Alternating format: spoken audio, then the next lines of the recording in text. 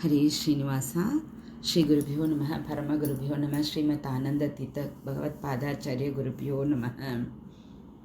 ಗೋಪಾಲದಾಸರ ಒಂದು ಊಹಾಪೋಹ.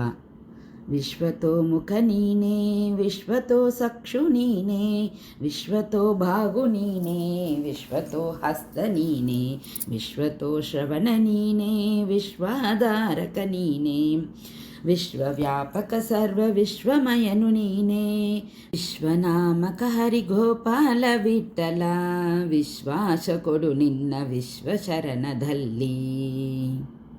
ಹರಿದಾಸರ ಕೃತಿಗಳು ವಿಶೇಷವಾಗಿ ಉಕಾಬೋಹ ತತ್ವಕಲ್ಪಿತವಾಗಿ ಸರ್ವತೋಮುಖ ವ್ಯಾಪ್ತಿಯುಳ್ಳತವಾಗಿ ಇದೆ. ಚಿಕ್ಕದಾಗಿ ಚೊಕ್ಕದಾಗಿ ಅನೇಕ ಅರ್ಥ ತಿಳಿಸುವುದಾಗಿ ರಚನೆಗೊಂಡಿದೆ. ದ್ವೈತ ಸಿದ್ಧಾಂತದ ಪ್ರಮೇಯಗಳನ್ನು ಸುಲಲಿತವಾಗಿ ಸಾಮಾನ್ಯರು ಅರ್ಥೈಸಲು ಅನುಗುಣವಾಗಿ ಇದೆ. ಭಗವಂತನ ಲಕ್ಷಣಗಳು ಎನಿಸಿದ ಉಕ್ತಿಗಳನ್ನು ಸಾರವಾಗಿ ಸಂಗ್ರಹಿಸಿ ಸಣ್ಣ ಉಗಾಬೋಹದಲ್ಲಿ ಗೋಪಾಲದಾಸರು ನಮಗೆ ತೋರಿಸಿಕೊಟ್ಟಿದ್ದಾರೆ. ಭಗವಂತನ ಅಚಿಂತ್ಯವಾದ ಅದ್ಭುತವಾದ ಶಕ್ತಿ ಘಟನಾಘಟನ ಸಾಮರ್ಥ್ಯ ಇದರಲ್ಲಿ ನಿರ್ಮಿಸಲಾಗಿದೆ.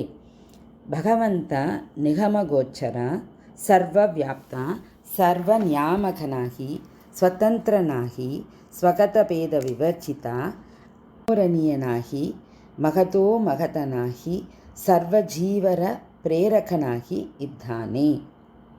ದಿವ್ಯವಾದ ಭವ್ಯ ಸ್ವರೂಪವನ್ನು ಈಗ ಉಗಾಬೋಹ ವರ್ಣಿಸಲಾಗಿದೆ. ಭಗವಂತನ ವೈಚಿತ್ರ್ಯವನ್ನು ದಾಸರು ವರ್ಣಿಸಿದ್ದಾರೆ. ಋಗ್ವೇದದಲ್ಲಿ ಭಗವಂತನ ವಿಶ್ವತೋಮುಖವನ್ನು ವರ್ಣಿಸಲಾಗಿದೆ. ಭಗವದ್ಗೀತೆಯಲ್ಲಿ 11ನೇ ಅಧ್ಯಾಯದಲ್ಲಿ ಶ್ರೀಕೃಷ್ಣ ತನ್ನ ವಿಶ್ವರೂಪವನ್ನು ತೋರಿಸಿದ ವೈಭವವನ್ನು ಈ ಊಹಾಬೋಹದಲ್ಲಿ ದಾಸರು ನಮಗೆ ತಿಳಿಸಿಕೊಟ್ಟಿದ್ದಾರೆ. ಭಗವಂತನ ವಿಶ್ವರೂಪವನ್ನು ತನ್ನ ದಿವ್ಯ ಚಕ್ಷುವಿಂದ ಕಂಡ ಅರ್ಜುನನ ಉದ್ಗಾರ ಹೀಗೆ ಇದೆ.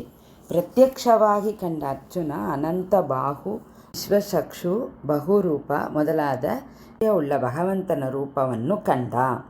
ಈ ಎಲ್ಲವನ್ನು ಗೋಪಾಲದಾಸರು ತಮ್ಮ ಊಹಾಬೋಹದಲ್ಲಿ ಸಂಗ್ರಹಿಸಿ ಕೊಟ್ಟಿದ್ದಾರೆ.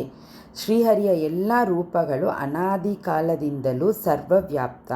ಅರ್ಜುನನ್ನು ಕಂಡಂತೆ ರೂಪವನ್ನು ದಾಸರು ಚಿತ್ರಿಸಿದ್ದಾರೆ.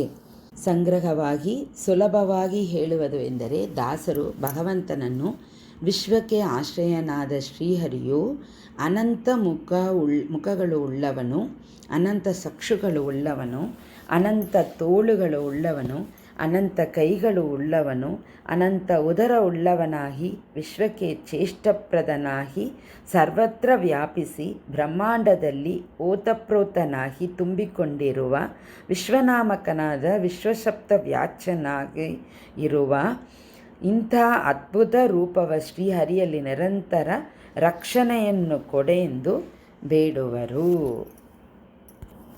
ಈ ಚಿಕ್ಕ ಉಗಾಬೋಹದಲ್ಲಿ ದಾಸರು ವಿಶ್ವನಾಮಕ ಶ್ರೀಹರಿಯ ವಿಶ್ವರೂಪವನ್ನೇ ತೆರೆದಿಟ್ಟಿರುವರು. ಅನೇಕ ಅರ್ಥಗರ್ಭಿತವಾದ ಈ ಪದ್ಯದ ಅನುಸಂಧಾನವು ನಮ್ಮ ಚಿತ್ತಕ್ಕೆ ಬರಲೆಂದು ದಾಸರು ಮೂಲಕ ಆ ವಿಶ್ವರೂಪಿಯನ್ನು ಪ್ರಾರ್ಥಿಸೋಣ. ಶ್ರೀಕೃಷ್ಣಾರ್ಪಣಮಸ್ತು. ಹರೇ ಶ್ರೀನಿವಾಸ.